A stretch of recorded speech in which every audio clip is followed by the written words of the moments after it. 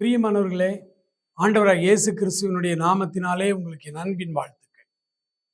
ஆண்டவர் ஜெபத்தை குறித்து பல பாடங்களை மத்தேயு 6ஆம் அதிகாரத்திலே நம்ம கற்றுத்தருகிறார். அதுல ஒரு காரியத்தை நம்ம தியானிப்போம். 6ஆம் அதிகாரம் 6வது வசனம் சொல்லுகிறது, நீயோ ஜெபம் பண்ணும் பொழுது உன் அறைக்கதவை பூட்டி அந்தரங்கத்தில் இருக்கிற உன் பிதாவை நோக்கி ஜெபம் பண்ணு.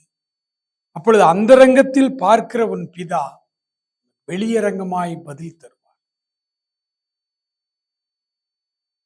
ஆண்டவருடைய சமூகத்தில் நாம் ஜெபிக்கும் பொழுது அறைக்கதவை பூட்டி ஜெபிக்க வேண்டும் என்று அவர் சொல்கிறார். இது எதை காண்பிக்கிறது என்றால், நம்முடைய ஜெபம் ஒரு மனமாய் இருக்க வேண்டும். ஒரு மனப்பாட்டோடு நாம் ஜெபிக்க வேண்டும். ஜெபித்துக் கொண்டிருக்கும் போதே கண்ணை திறந்து அங்க பார்த்து இங்க பார்த்து அந்த காரியத்தை செய்து இந்த காரியத்தை செய்து பேசிக்கொண்டு அதுவல்ல ஜெபம்.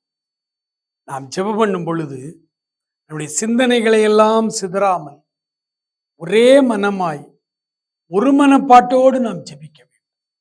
ஒருவேளை 1 மணி நேரம் ஜெபத்திலே நாம் இருந்திருப்போம், ஆனால் நம்முடைய ஜெபம் 5 நிமிடம் கூட இருக்காது. அப்படின்னா என்ன பொருள்? 60 நிமிடம் ஜெபத்திலே அமர்ந்திருக்கிறோம், ஆனால் அதில் ஒரு 5 நிமிடம் தான் ஆண்டவரை நோக்கி வேற சிந்தனைகள் இல்லாமல் ஒரே மனமாய் இருந்திருக்கிறோம் என்று பொருள். அதைத்தான் நீங்க சொல்றேன்.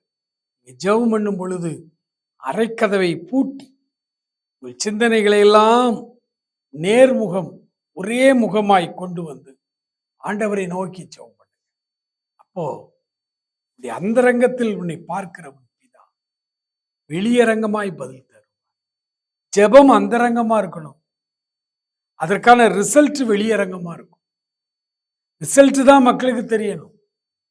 ஆனால் அந்தரங்க ஜெபத்தையே பெருமைப்படுத்தி கொண்டு நான் இத்தனை மணி நேரம் ஜெபித்தேன், அத்தனை மணி நேரம் ஜெபம் பண்ணேன், அதை ஆண்டவர் விரும்புவதில்லை. ஆண்டவருடைய சமூகத்தில் மெய்மனதோடு ஒரே மனமாய் ஒரே சிந்தனையாய் அமர்ந்து ஜெபியுங்கள். மகா இரக்கமுள்ள எங்கள் ஆண்டவரே,